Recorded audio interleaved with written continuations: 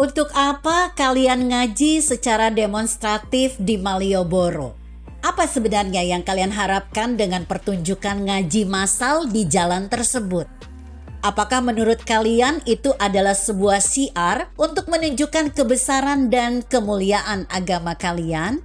Siapa yang mengajari kalian seperti itu? Jangankan ngaji secara pamer seperti itu. Lawong sholat yang wajib dikerjakan, tapi kita melakukannya dengan riya saja, dikecam oleh Tuhan. Coba baca surat Al-Ma'un. Celakalah orang yang sholat, yaitu orang-orang yang lalai terhadap sholatnya, yang berbuat riya. Apakah kalian tidak belajar dari peristiwa yang menimpa Fikri Bareno dan persaudaraan alumni PA 212 yang dipermalukan oleh Tuhan karena kelirunya sholat yang dilakukan Fikri Bareno di atas kap mobil? Mereka yang demo tersebut melakukan sholat di jalanan jelas-jelas hanya ingin pamer kepada orang lain, dan bukan karena mengharap ridho Allah. Orang yang seperti itu sama kedudukannya dengan orang yang tidak mengerjakan sholat sama sekali.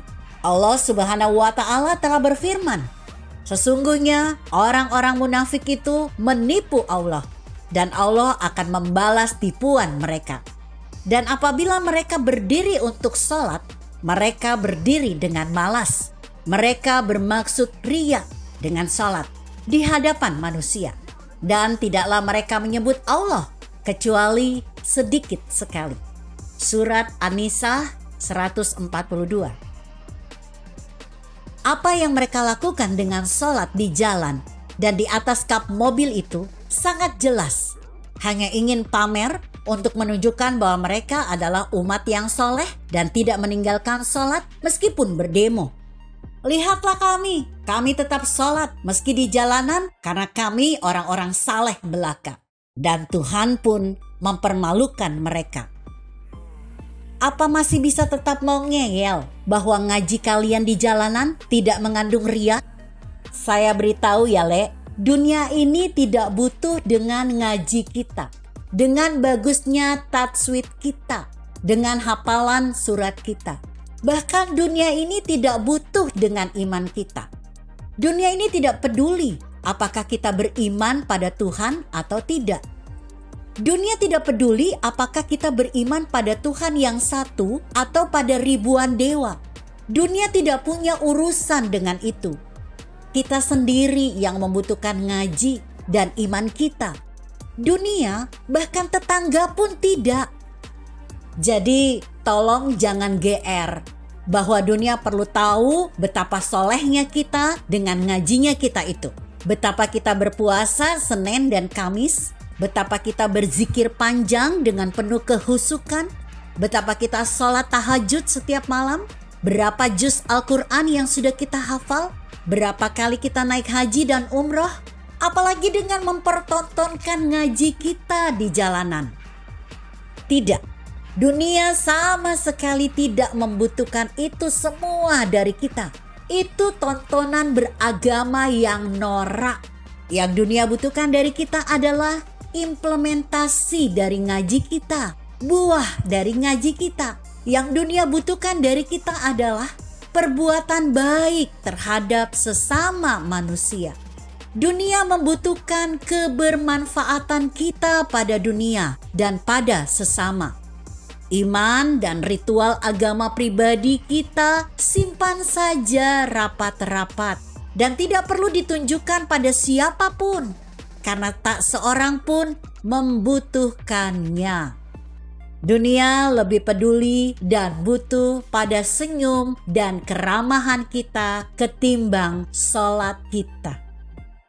Dunia lebih butuh dan peduli pada kepedulian pada orang-orang sekitar ketimbang ngaji kita.